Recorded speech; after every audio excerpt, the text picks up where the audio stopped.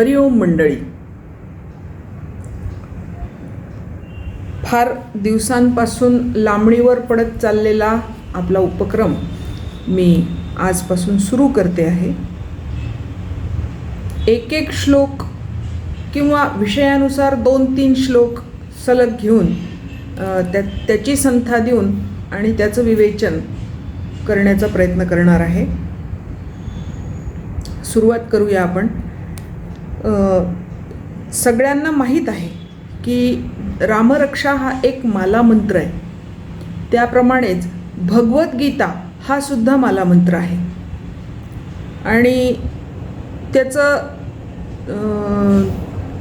वर्णन या गीता प्रेसच्या ज्या भगवद्गीताचे जे पुस्तकं असतात त्याच्यामध्ये आपल्याला सापडतं. त्याची सुरुवातच ते अशी करतात, जसं आपण रामरक्षेची सुरुवात करतो ना, अस्य श्री रामरक्षा स्तोत्रमंत्रस्य बुधकौशिक ऋषी, त्याप्रमाणे या मालामंत्राची सुरुवात आहे. अस्य श्रीमद्भगवद्गीता माला मंत्रस्य भगवान वेदव्यासः ऋषिः अनुष्टुप् छन्दः श्रीकृष्ण परमात्मा देवता अशोचानन्वशोचस्त्वं प्रज्ञावादांश्च भाषसे इति बीजं सर्वधर्मान् परित्यज्य मामेकं शरणं व्रज इति शक्तिः अहं त्वां सर्वपापेभ्यो मोक्षयिष्यामि मा शुच इति कीलकं श्रीकृष्णप्रीत्यर्थे जपे विनियोगः. म्हणजे माला मंत्राचे जे सर्व अंग आहेत ते यात आलेले आहेत बघा. ऋषी, छंद, देवता, बीज, शक्ती, कीलक आणि विनियोग. याचा विनियोग कशासाठी आहे तर कृष्णाचं स्मरण करण्यासाठी, नामस्मरण करण्यासाठी. जसं रामरक्षा ही रामाचं नामस्मरण करण्यासाठी आहे, तसं हा माला मंत्र कृष्णाचं नामस्मरण करण्यासाठी आहे. म्हणून आपण याचं ध्यान करून आता आपण या आपल्या पुढच्या गोष्टीला सुरुवात करणार आहोत. अथ ध्यानं शांताकारं भुजगशयनं पद्मनाभं सुरेशं विश्वाधारं गगनसदृशं मेघवर्णं शुभांगं लक्ष्मीकान्तं कमलनयनं योगिहृद्ध्यानगम्यं वन्दे विष्णुं भवभयहरं सर्वलोकैकनाथम् इति ध्यानं. कृष्णात् परं किमपि तत्त्वहं न जाने, कृष्णाय वासुदेवाय हरये परमात्मने प्रणतक्लेशनाशाय गोविंदाय नमो नमः. हरिओम. फार दिवसांपासून लांबणीवर पडणारा हा उपक्रम आज सुरू होतो आहे. हा अभ्यास सुरू करण्याचं मुख्य कारण हे की आमच्या समोर असणाऱ्या युवा मित्रमैत्रिणींची तक्रार आहे की आम्हाला हे सगळं नीट समजावून सांगणारं कोणी नाही. जर आम्हाला हे नीट समजलं तर आम्ही याच्यावर व्यवस्थित आचरण करू शकतो किंवा करण्याचा प्रयत्न करतो. तर तुम्ही आम्हाला सांगा. ही एक गोष्ट. दुसरी गोष्ट, ज्ञानेश्वरी आणि गीता योग या सगळ्या गोष्टी लोकांना आता कालबाह्य झाल्या आहेत असा त्यांचा भ्रम आहे. त्यामुळे त्यांचं तिकडे दुर्लक्ष होतं आहे. कोणी नीट समजावून सांगणारं नाही म्हणून पण दुर्लक्ष होतं आहे. आणि वेळ आता अशी आली आहे की आपलीच भगवद्गीता परदेशातून आपल्याकडे येईल आणि आपण ती विकत घेऊ लोकांकडून, परदेशी लोकांकडून. अशी आता अवस्था निर्माण झालेली आहे. श्रीकृष्णाने युवा अर्जुनाला ही गीता दिलेली आहे. गीतार्थ उपदेश केलेला आहे. आणि योग वासिष्ठामध्ये वसिष्ठ ऋषींनी राम युवावस्थेत असताना, रामाचा राज्याभिषेक होण्याच्या अगोदर त्याला केलेला तो उपदेश आहे. अनेक ग्रंथ जर असे आपण पाहिले, अनेक पुराणं आपण असे पाहिले तर त्यात आपल्याला हे दिसतं की त्या त्या काळामध्ये जे युवा होते, ज्यांचा प्रभाव समाजावर पडू शकतो असे जे युवा होते, अशा युवा लोकांना केलेले उपदेश आहेत. याचा अर्थ काय? याचा अर्थ असा की कोणत्याही काळात, कोणत्याही समाजामध्ये समाजाची धारणा करणारा जो एक मोठा गट असतो तो म्हणजे युवा वर्ग असतो. आणि त्या युवा वर्गाला आपला धर्म या शब्दाचा अर्थ आहे कर्तव्य, आपल्या कर्तव्याची जाणीव करून देणं आणि ते कर्तव्य कसं आचरण करायचं आहे हे सांगणं, हे सगळ्या ऋषीमुनींनी आद्य कर्तव्य मानलं आणि त्यानुसार हे ग्रंथ निर्माण झाले. त्यातला सगळ्यात महत्त्वाचा ग्रंथ आहे भगवद्गीता. मग हा गीतोपदेश आमच्या युवा मित्रमैत्रिणींना सहज समजावा हाही या अभ्यासाचा उद्देश आहे. आत्मोद्धार करून घेणं हा मानवी जन्माला आलेल्या प्रत्येकाचा अधिकार आहे, किंबहुना माणसाचा जन्मच त्याच्यासाठी मिळालेला आहे, आत्मोद्धार करून घेण्यासाठी. आणि तो कसा हे भगवद्गीतेने आपल्याला सांगितलेलं आहे, परोपरीने सांगितलेलं आहे. आणि म्हणून आपण या भगवद्गीतेकडे वळणार तर आहोतच, पण मग ज्ञानेश्वरीचा त्याच्यात रोल काय, तर संस्कृतमध्ये असणारी, त्याच्यामुळे सगळ्यांचा संस्कृत भाषेचा अभ्यास नसल्यामुळे सगळ्यांना सहज न कळणारी अशी ही भगवद्गीता ज्ञानदेवांनी, माऊलींनी मराठी भाषेमध्ये आणली. आणि नुसतीच आणली नाही, बिंदू होऊन नाही आली, ती सिंधू होऊन आली. म्हणजे एकेका श्लोकाला अनेकानेक दृष्टांत, माणसाच्या दैनंदिन जीवनातले दृष्टांत, माणसाला सहज पटतील सामान्य माणसाला असे दृष्टांत घेऊन तत्त्वज्ञानासारखा विषय सोपा करून सांगण्याची ती दीपिका आहे, म्हणजे दिवा आहे. त्या दिव्याचा प्रकाश गीतेवर पडला की मग आपल्याला ती गीता कळते. म्हणून त्या दिव्याचा आधार घेत त्या माऊलींचं बोट धरून आपण पुढे पुढे जाणार आहोत. आता आपण आपल्या भगवद्गीतेच्या वाचनाला आणि विवेचनाला सुरुवात करतो आहोत. भगवद्गीतेचा पहिला अध्याय हा अर्जुन विषाद योग असं त्या अध्यायाचं नाव आहे. अर्जुन विषाद योग त्या अध्यायाला आपण सुरुवात करतो आहोत. याआधी थोडीशी पार्श्वभूमी अशी आहे त्याची की इथे अर्जुनाच्या मनात निर्माण झालेला विषाद आणि त्याच्या अनुषंगाने कृष्णाने पुढे दुसऱ्या अध्यायापासून केलेलं विवेचन हे कळण्याच्या आधी आपल्याला थोडी पार्श्वभूमी माहिती पाहिजे. महाभारताच्या 18व्या पर्वातल्या म्हणजे भीष्म पर्वामध्ये जे अध्याय 13 ते 42 आहे त्याला गीता पर्व असं नाव आहे आणि तीच ही भगवद्गीता आहे. हे 36 अध्याय त्याच्यातले म्हणजे ही भगवद्गीता आहे. हे एक. दुसरं, इथे अर्जुनाला विषाद झाला म्हणजे काय झालं तर भ्रम निर्माण झाला, मोह निर्माण झाला. मोह या शब्दाचा अर्थ संस्कृतमध्ये भ्रम निर्माण होणे, की मी मारणारा आहे आणि हे मरणारे आहेत असा एक भ्रम त्याच्या मनात निर्माण झाला आणि त्या एका भ्रमामुळे तो कर्तव्यच्युत झाला, म्हणजे कर्तव्यांपासून दूर गेला. कर्तव्य करण्याची त्याच्या मनामध्ये इच्छा राहिली नाही आणि म्हणून कृष्णाला त्याला कर्तव्य सन्मुख करण्यासाठी हा उपदेश करावा लागला. मग त्याला विषाद का निर्माण झाला हे तर आपल्याला कळायला पाहिजे ना. म्हणून हा पहिला अध्याय. या पहिल्या अध्यायामध्ये अर्जुनाच्या मनात विषाद का निर्माण झाला, सामान्य माणसांच्या मनात विषाद का निर्माण होतो, हे सगळं आपल्याला या अध्यायामध्ये समजतं. आता आपण सुरुवात करूया. हरि ओम. ओम श्री परमात्मने नमः. अथ प्रथमोऽध्यायः. धृतराष्ट्र उवाच. धर्मक्षेत्रे कुरुक्षेत्रे समवेतायुयुत्सवः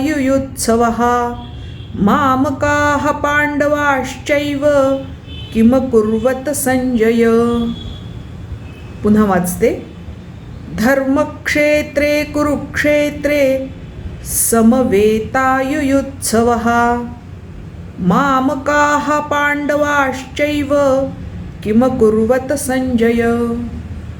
धृतराष्ट्राने विचारलं. आपल्याला हे माहिती आहे की युद्धभूमीवर काय चाललेलं आहे हे धृतराष्ट्राला घरी बसून कळावं म्हणून संजयाला भगवंतांनी दिव्यदृष्टी दिली होती आणि संजयाच्या माध्यमातून धृतराष्ट्राला युद्धभूमीवर काय चाललं आहे याची बित्तम बातमी कळत होती. आणि म्हणून संजयाला धृतराष्ट्राने विचारलं आहे की अरे संजया, धर्मक्षेत्रे कुरुक्षेत्रे, धर्मक्षेत्र असणाऱ्या कुरुक्षेत्रावर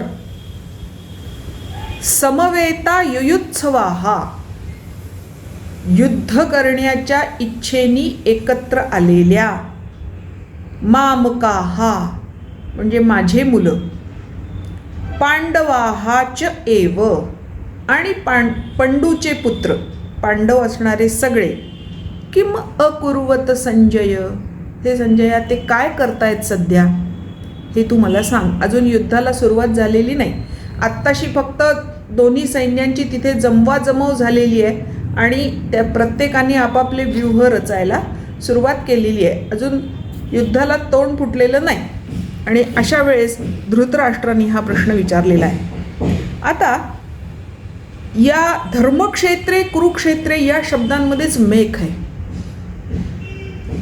बघा. धर्मक्षेत्र त्याला का म्हणायचं तर असं सांगतात की पांडवांचा पूर्वज जो कुरु नावाचा राजा होता तो अत्यंत धार्मिक होता. स्वतः नांगर चालवायचा, स्वतः शेती करायचा, स्वतः अनेक धार्मिक कर्म करायचा. यावर खुश होऊन इंद्राने त्याला वर दिला होता त्या कुरुला की या क्षेत्रामध्ये म्हणजे शेतीयोग्य जमिनीमध्ये, क्षेत्र शेती करण्यायोग्य जमिनीमध्ये जो तप करील किंवा युद्धामध्ये मरण पावेल त्याला स्वर्गप्राप्ती मिळेल असा वर दिलेला आहे. म्हणून त्या कुरुक्षेत्राला धर्मक्षेत्र म्हणतात. त्यामुळे कुरुवंशाच्या पुण्यभूमीवर मग त्या ठिकाणी अनेक ऋषीमुनींनी, देवतांनी अनेक धार्मिक कार्य केली, अनेक मोठमोठे यज्ञ केले. त्याच्यामुळे त्या भूमीला एक स्वतःचं धर्माचं अधिष्ठान प्राप्त झालं. कुरु राजाची ती तपोभूमी होती शिवाय आणि त्या भूमीला त्यामुळे तीर्थत्व निर्माण झालं होतं म्हणून त्याला धर्मक्षेत्र असं म्हणतात. आणि त्या धर्मक्षेत्रावर कुरूंच्या मालकीच्या म्हणून कुरुक्षेत्र, कुरुवंशीयांच्या मालकीची ती जागा आणि ती पण धर्माने युक्त तीर्थक्षेत्र असल्यासारखी ती जागा. आणि अशा त्या कुरुक्षेत्रावर मग कुरुक्षेत्र हा शब्द पुन्हा का यावा. जर धर्मक्षेत्र हा शब्द वापरला तर पुन्हा कुरुक्षेत्र का बरं. कारण धृतराष्ट्राला माहिती आहे ही कुरूंची भूमी आहे आणि या भूमीवर जितका कौरवांचा अधिकार आहे तितकाच पांडवांचा सुद्धा अधिकार आहे, कारण पांडव सुद्धा कुरुवंशी आहेत. आणि म्हणून धर्मक्षेत्रे कुरुक्षेत्रे. पुन्हा युयुत्सवा, युद्धाला उत्सुक असणारे सगळे समवेतः एकत्र आलेले 18 अक्षौहिणी सैन्य तिथे एकत्र आलेलं आहे. लढण्याच्या इच्छेने सगळ्यांच्या मनामध्ये युद्ध करण्याची इच्छा आहे असे ते तिथे एकत्र आलेले आहेत. ही एक गोष्ट. दुसरी गोष्ट, पूर्वी धर्मयुद्ध होत असे. म्हणजे काय तर दोन गोष्टी. युद्धामध्ये जे कर्तव्य करणं आवश्यक आहे त्याला धर्म, त्याला क्षात्रधर्म म्हणतात.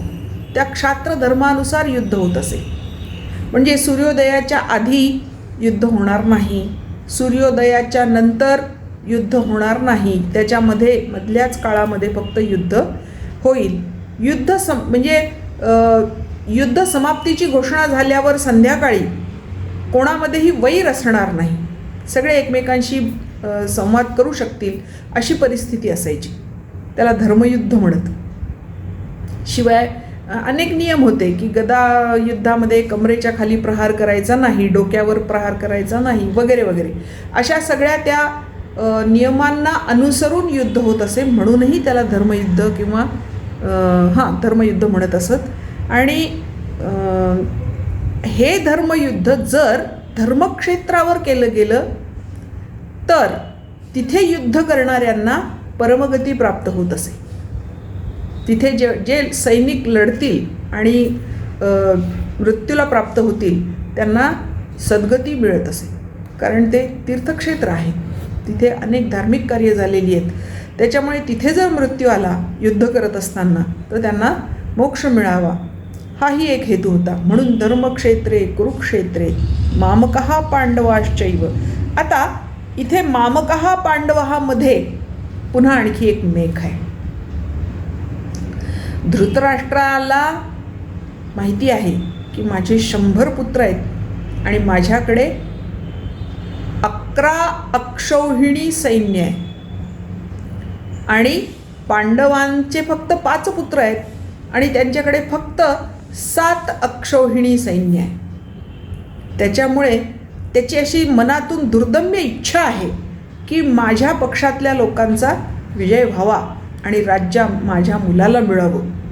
म्हणून मामकः, माझा तो बाळ्या, दुसऱ्याचं ते कार्टं, त्या पांडवांचं काही हो, मला फार काही त्याच्याशी देणं घेणं नाही, अशी वृत्ती मूळ धृतराष्ट्राच्याच मनात आहे. आणि म्हणून त्या वृत्तीतून हा प्रश्न विचारला गेला, मामकः पांडव. अरे माझे लोक तर जिंकणारच आहेत, तर ते काय करतायत? आणि ते पांडव ते तर काही जिंकू शकतच नाहीत, कारण ते कोणत्याच दृष्टीने आमच्यापेक्षा वरचढ नाहीत. आमच्याकडे भीष्म आहेत, आमच्याकडे कृपाचार्य आहेत, द्रोणाचार्य आहेत, कर्णासारखा महारथी आहे आणि अनेक यादव सैन्यातले उत्तम योद्धे आमच्याकडे आहेत. त्याच्यामुळे आम्ही जिंकणार हे नक्की. मग ते काय पांडव ते काय करतायत ते जरा सांग, अशा खोचक पद्धतीने विचारलेला हा प्रश्न आहे. पण त्याची पार्श्वभूमी ही धर्मक्षेत्राची आहे, कुरुक्षेत्राची आहे. धर्मक्षेत्र म्हणजे ज्या ठिकाणी अनेक धार्मिक कार्य झालेली आहेत. कुरुक्षेत्र म्हणजे जे कुरुवंशीयांच्या मालकीचं क्षेत्र आहे, ज्याच्यावर पांडव आणि कौरवांची समान, दोघांचाही समान अधिकार आहे. दोघांनाही ती मिळायलाच हवी असं आहे आणि ती द्यायला ते तयार नाहीत आणि म्हणून हे युद्ध सुरू झालेलं आहे. हे सगळं एकदा आपल्या लक्षात आलं की मग अर्जुनाच्या विषादाचं कारण काय आहे हे आपल्याला पुढे पुढे कळतं. असा हा पहिला श्लोक आहे. या पहिल्या श्लोकामध्ये एक आणखी गोष्ट आहे. हे जे मामकः आहेत हे युद्धासाठी आलेले असताना, म्हणजे दुर्योधनाचे मुलं युद्धासाठी आले. कशासाठी माहिती आहे का? कूटनीतीने, कपटाने हे राज्य जिंकून त्यांना राज्य मिळवायचं आहे. आणि त्याच्या उलट पांडव जे युद्धामध्ये उतरले ते त्यांच्या आईला दिलेला शब्द सार्थ करण्यासाठी ते उतरलेले आहेत. कारण जेव्हा अनेक प्रकारचे कुकर्म झाले, द्रौपदी वस्त्रहरणापासून पुढचे, कृष्णाला शिष्टाईला बोलवून त्याला कपटानी कैद करायचा डाव होता वगैरे वगैरे, हे सगळे या सगळ्या ज्या घटना घडल्या याचा उद्वेग येऊन कुंतीने अर्जुनाला आणि भीमाला निरोप पाठवला होता की आता तो दिवस आलेला आहे ज्या दिवसासाठी क्षत्राणी म्हणजे क्षत्रिय स्त्रिया आपल्या मुलांना जन्म देतात. तो दिवस सार्थ करण्याची ही वेळ आलेली आहे. म्हणजे मी तुम्हाला जो जन्म दिला त्याचा योग्य उपयोग करण्याची ही वेळ आलेली आहे आणि म्हणून तुम्ही युद्ध करा आणि अधर्माच्या विरुद्ध धर्माला जिंकवा. हे त्याच्यामुळे मातृआज्ञा पूर्ण करण्यासाठी युधिष्ठिर वगैरे आलेले आहेत आणि दुर्योधन वगैरे हे कपटानी पांडवांना फसवून राज्य मिळवण्यासाठी आलेले आहेत. त्या दोन्ही वृत्तींमधला फरक लक्षात आला म्हणजे मग पुढच्या गोष्टी आपल्याला सहज कळतात. तर हा पहिला श्लोक झाला. धृतराष्ट्र उवाच धर्मक्षेत्रे कुरुक्षेत्रे समवेता युयुत्सवाः मामकाः पांडवश्चैव किम कुर्वत संजय. ही पार्श्वभूमी पाहिल्यावर आता दुसऱ्या श्लोकाकडे वळू. संजय उवाच. मग संजय यांनी त्याला उत्तर दिलं. काय उत्तर दिलं? दृष्ट्वा तु पांडवानीकं व्यूढं दुर्योधनस्तदा आचार्यम् उपसंगम्य राजा वचनमब्रवीत्. पुन्हा एकदा वाचते.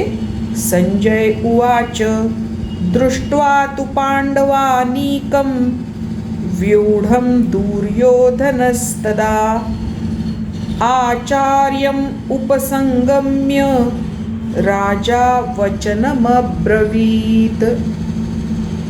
आता हे श्लोक वाचत असताना मी त्याचे 2-2 भाग करून वाचते, कारण अनुष्टुप छंद आहे सगळीकडे. याला अष्टाक्षरी छंद म्हणतात. 8-8 अक्षरांचा एक एक तुकडा करून वाचलं म्हणजे आपल्याला त्याचे उच्चार करणंही सोपं जातं आणि सहज म्हणता येतं. म्हणून एका चरणाचे 8-8 अक्षरांचे 2 तुकडे करून मी वाचते आहे. तर जर तुम्ही स्वतः पेन्सिल घेऊन बसलात सोबत, तर जिथे मी बरोबर 8 अक्षरानंतर थांबते तिथे तुम्हाला एक उभी रेघ मारता येईल. म्हणजे तिथे आपल्याला तोडायचं आहे आणि पुढे पुढचं म्हणायचं आहे हे लक्षात येईल. एक पुन्हा बघा. दृष्ट्वा तु पांडवानीकं, इथे तुम्हाला रेघ मारता येईल. व्यूढं दुर्योधनस्तदा आचार्यम् उपसंगम्य, इथे रेघ मारता येईल. राजा वचनम अब्रवीत. राजा आता इथे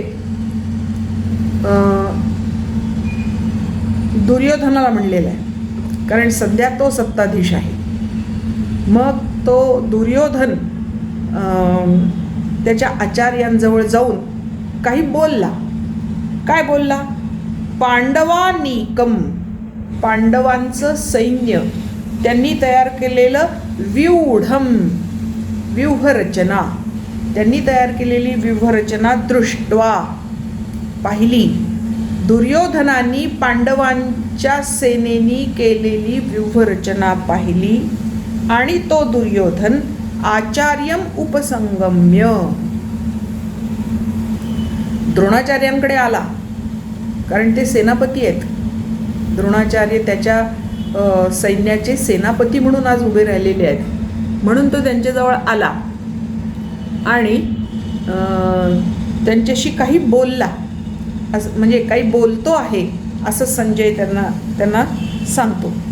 आता या दुर्योधनाला आपल्या सेनापतीजवळ म्हणजे द्रोणाचार्यांजवळ जाऊन बोलायची गरज का पडली? तर त्याचं पहिलं कारण एक असं आहे की ते त्याचे गुरु आहेत, त्याच्यामुळे गुरुवंदना होईल युद्ध सुरू करण्यापूर्वी, हा एक हेतू. दुसरा एक हेतू, द्रोणाचार्यांचं प्रेम पांडवांवर अधिक, त्याच्यामुळे त्यांच्या प्रेमापोटी त्यांनी काही कमी करू नये आणि मी त्यांना मान देतो आहे म्हणून त्यांना आनंदही व्हावा, हा दुसरा हेतू. आणि अर्जुन त्यांचा पट्टशिष्य आहे, मग अर्जुनावरचं लक्ष विचलित करून ते स्वतःकडे ओढून घेण्यासाठी म्हणून तो दुर्योधन द्रोणाचार्यांच्या जवळ गेला आणि त्यांच्याशी बोलू लागला, त्यांच्याशी गप्पा करू लागला. वचनम ब्रवीत, नीतियुक्त वचन तो बोलायला लागला. म्हणजे युद्ध कसं केलं पाहिजे, अमकं केलं पाहिजे, ह्यांनी ही व्यूहरचना केली आहे, त्यांनी ती व्यूहरचना केली आहे, वगैरे वगैरे अशा प्रकारच्या गोष्टी तो गुरुजींशी आपल्या करू लागला. आणि त्याच्यामुळे कदाचित द्रोणाचार्यांच्या मनात दुर्योधनाबद्दल प्रेम आणि पांडवांबद्दल द्वेष निर्माण होईल असा प्रयत्न त्याच्या बोलण्यातून तो करू लागला. आता तो प्रयत्न कसा करत होता ते पुढच्या श्लोकांमध्ये आपण बघणार आहोत. पुढचा जो 3रा श्लोक आहे त्या श्लोकात तो काय म्हणतो बघा. पश्यैतां पांडुपुत्राणां आचार्य महतीं चमूं व्यूढां द्रुपदपुत्रेण तव शिष्येण धीमता. बघा हेतू काय आहे? पांडवांबद्दल द्रोणाचार्यांच्या मनात द्वेष निर्माण व्हावा आणि स्वतःबद्दल प्रेम निर्माण व्हावं असं बोलणं त्यांनी करायला सुरुवात केली आहे. पण असं संजय नाही सांगत, असं आपल्याला त्याच्या बोलण्यातून जाणवतं. बघा, पश्यैतां पांडुपुत्राणाम आचार्य महतीम चमूम. हे आचार्य, पांडुपुत्रांची ही एवढी मोठी विशाल सेना बघा. चमू सेना. व्यूढाम द्रुपदपुत्रेण, त्याची व्यूहरचना केली आहे. कोणी? द्रुपदाचा पुत्र दृष्टद्युम्न. दृष्टद्युम्न हा द्रौपदीचा भाऊ, आणि तो पण यज्ञामधून जन्मलेला. अशा त्या दृष्टद्युम्नानी म्हणजे द्रुपद राजाच्या पुत्रांनी केलेली ही व्यूहरचना बघा. तव शिष्येण धीमताम, हा तुझा शिष्य आहे आणि अत्यंत बुद्धिमान आहे.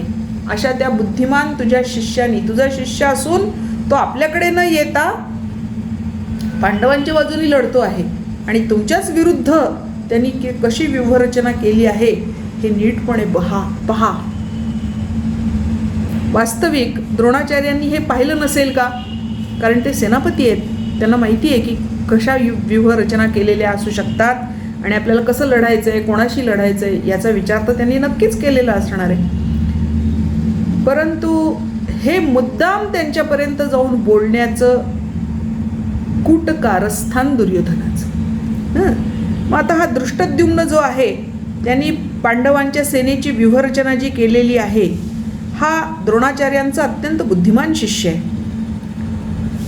आणि गुरूंचीच विद्या त्यांच्या विरुद्ध त्यांनी मांडली हे दाखवायचं आहे. दुसरं म्हणजे हा द्रुपदपुत्र आहे असा मुद्दाम उल्लेख केला आहे. द्रुपदपुत्र, त्याला दृष्टद्युम्न म्हणलं नाही त्यांनी, द्रुपदपुत्रेण. कारण द्रुपद राजा याचं आणि द्रोणाचार्यांचं आपसात वैर आहे. कारण द्रुपदांनी जाणीवपूर्वक द्रोणाचार्यांना मारण्यासाठी यज्ञ केला होता, हे त्यांना माहिती आहे. ते वैर लक्षात आणून देण्यासाठी, आणि दृष्टद्युम्न आता पांडवांचा सेनापती आहे म्हणजे तुम्हाला त्याच्याशी लढायचं आहे हे त्यांना दृष्टोत्पत्तीस आणून देण्यासाठी. आणि तिसरं म्हणजे त्याला हे पण सुचवायचं आहे, अर्जुनाला ह्या वाक्यातून हे पण सुचवायचं आहे की तो तर तुमचा शिष्य आहे, त्याचे जसे प्लस पॉईंट तुम्हाला माहिती आहेत तसे मायनस पॉईंटसुद्धा माहिती आहेत, त्याच्यामुळे तुम्ही त्याला हरवून टाकावं अशी माझी अपेक्षा आहे. असं तो स्पष्ट न सांगता द्रुपदपुत्रेण तव शिष्येण धीमता या शब्दांचा वापर करून तो बरोबर द्रोणाचार्यांना त्याच्याबद्दल द्वेष द्रोणाचार्यांच्या मनात निर्माण करण्याचा प्रयत्न करतो आहे. याबद्दल आता ज्ञानेश्वरी काय म्हणते ते थोडंसं बघूया. बघा हां. मग द्रोणापासी आला तया ते म्हणे हा देखिला, कैसा दळभारू उचलला पांडवांचा, गिरिदुर्ग जैसे चालते. कसा दिसतो तो पांडवांचा व्यूह रचलेला सेनाभार. दळभार म्हणजे सेनेचं भार. ती संपूर्ण सेना कशी दिसतीये? गिरिदुर्ग जैसे चालते, जणू काही चालते बोलते. पर्वत आहेत की काय, किल्लेच आहेत की काय. तैसे विविध व्यूह भवते, अशा प्रकारचे वेगवेगळ्या प्रकारचे व्यूह आपल्या भोवती रचलेले आहेत. रचिले आथी बुद्धिमंते, हे या ठिकाणी या बुद्धिमंत तुमच्या शिष्यांनी रचलेले आहेत. द्रुपद कुमरे, द्रुपद राजाच्या पुत्रांनी ते केलेले आहेत. जो का तुम्ही शिक्षा पिला. बघा, ज्ञानेश्वरांनी बरोबर ती मेख पकडली आहे. जो का तुम्ही शिक्षा पिला, ज्याला तुम्ही शिक्षण दिलंय. विद्येसी वसवटा केला, विद्येसी वसवटा केला. त्याची विद्या त्यांनी बरोबर सुशोभित केली, मंडित केली. त्या विद्येचा त्यांनी बरोबर वापर केला. तेणे हा सैन्य सिंधू पाखरीला, पांडवांच्या सेनेचा सागर त्यांनी असा प्रचंड पसरवला. देख देख, पहा पहा, तुमच्या पांडुपुत्रांनी, तुमच्या शिष्यांनी, तुमच्या बुद्धिमान शिष्यांनी तुमच्या आवडत्या शिष्यानी तुमची विद्या तुमच्याच विरुद्ध मंडित केलेली आहे, असा त्याच्या मनामध्ये द्वेषभाव जागृत करण्याचा प्रयत्न अर्जुनाने केला, दुर्योधनाने केला, द्रोणाचार्यांच्या मनामध्ये हे घालण्याचा. आता याच्या पुढच्या श्लोकांकडे वळूया आपण. 4, 5 आणि 6 हे 3 श्लोक सलग यासाठी घ्यायचे की त्याच्यामध्ये आलेला विषय एकच आहे, तो आपल्याला असा वेगळा करता येत नाही, म्हणून ते 3 श्लोक आपण सलग बघू. आता अत्र शूरा महेश्वासा भीमार्जुन समायुधी युयुधानो विराटश्च द्रुपदश्च महारथः धृष्टकेतुश्चेकितानः काशीराजश्च वीर्यवान् पुरुजित् कुन्तिभोजश्च शैब्यश्च नरपुङ्गवः युधामन्युश्च विक्रान्त उत्तमौजाश्च वीर्यवान् सौभद्रो द्रौपदेयाश्च सर्व एव महारथाः.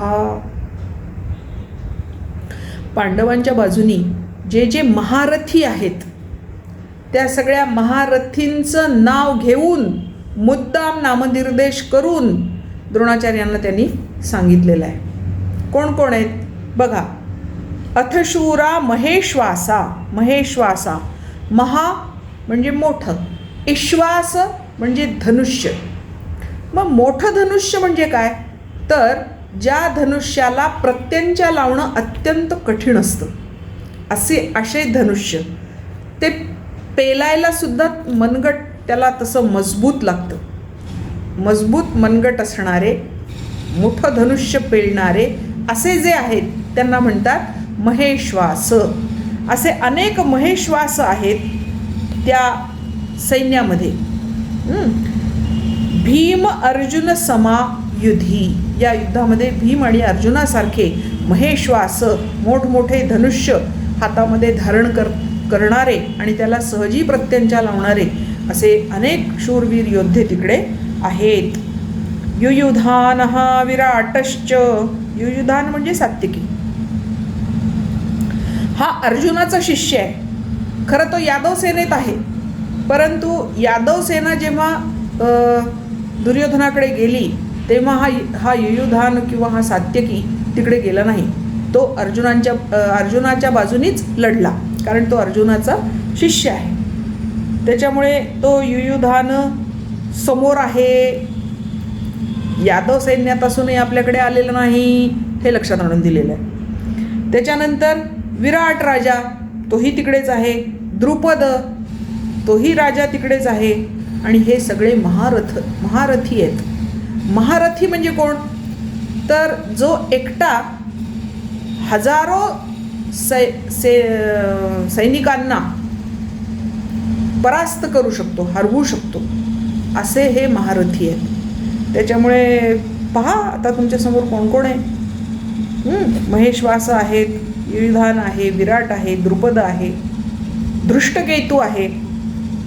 हा शिशुपालाचा मुलगा आहे.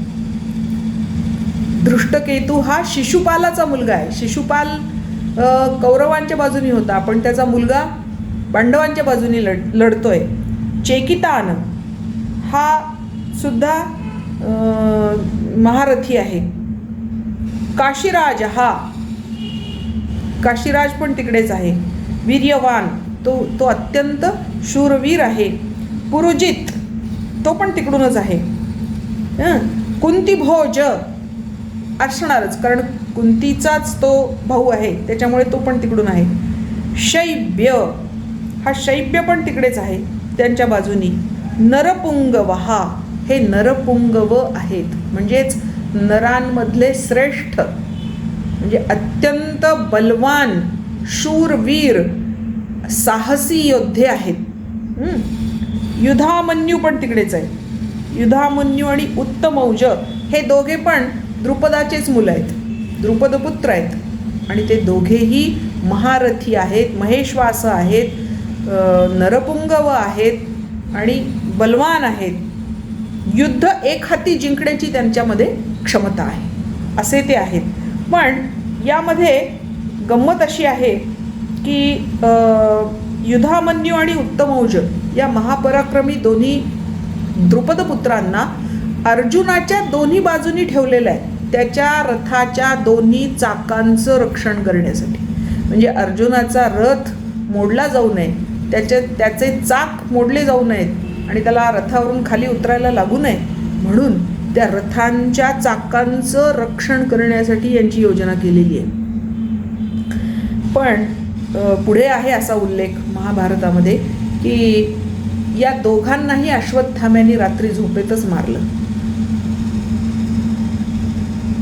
म्हणजे कूटनीती किंवा कपट कोणत्या थरापर्यंत जात होतं त्या युद्धामध्ये हे आपल्याला इथे लक्षात येतं. आणि हे लक्षात येतं की कौरवांना कोणत्याही परिस्थितीत हे युद्ध जिंकायचंच होतं आणि म्हणून त्यांनी ह्या अशा सगळ्या गोष्टी त्या युद्धामध्ये केल्या. सौभद्रः द्रौपदेयाश्च. सौभद्र म्हणजे अभिमन्यू. तिकडून अभिमन्यू पण आहे आणि तो म्हणजे दुसरा अर्जुनच आहे. आणि द्रौपदेय शिवाय 5ही पांडवांपासून द्रौपदीला झालेली मुलं ती पण तिकडेच आहेत. युधिष्ठिराचा प्रतिविंध्य, भीमाचा सुतसोम, अर्जुनाचा श्रुतकर्मा, नकुलाचा शतानीक आणि सहदेवाचा श्रुतसेन. हे सगळे आपापल्या वडिलांसारखेच शूर असणारे. प्रतिविंध्य युधिष्ठिरासारखा भाला फेकीमध्ये तरबेज, भीमाचा मुलगा सुतसोम भीमासारखा गदायुद्धामध्ये प्रवीण, अर्जुनाचा श्रुतकर्मा धनुर्युद्धामध्ये प्रवीण, नकुल आणि सहदेवाचे शतानीक आणि श्रुतसेन त्याच्यासारखेच महेश्वास, नरपुंगव असे ते महायोद्धे आहेत. म्हणजे 5 पांडवांची 5 मुलं, शिवाय त्यांचा एक 6वा मुलगा, शिवाय भीमाचा हिडिंबेपासून झालेला मुलगा, असे सगळे बरेच लोक त्या बाजूनी आहेत. आपल्याला हे पण माहिती आहे की यामधल्या अभिमन्यूला अधर्मानी डोक्यामध्ये लत्ता प्रहार आणि गदा प्रहार करून मारलं आणि बाकीच्या द्रौपदीपासून झालेल्या 5 पुत्रांना रात्री झोपेतच कत्तल करून टाकलं. हे आपल्याला सगळ्यांना माहिती आहे. आणि हे सगळे जे उच्चार केलेले लोक आहेत हे सगळे पांडवांकडून लढत आहेत याची जाणीव द्रोणाचार्यांना तो करून देतो आहे. आता याच्याबद्दल ज्ञानेश्वरी काय म्हणते ते बघूया. हा सुभद्रा हृदय नंदनू, जो अपरू नवा अर्जुनू, तो अभिमन्यू म्हणे दुर्योधनू देखे द्रोणाचार्य या अभिमन्यूला पहा, तो अपरू नवा अर्जुनू, दुसरा नव्या दमाने आलेला अर्जुनच आहे हे त्याला पहा. आणि कही द्रौपदी कुमरू, हे सकळही महारथी वीरू, मिती नेणी जे अपारू, मीनले असती.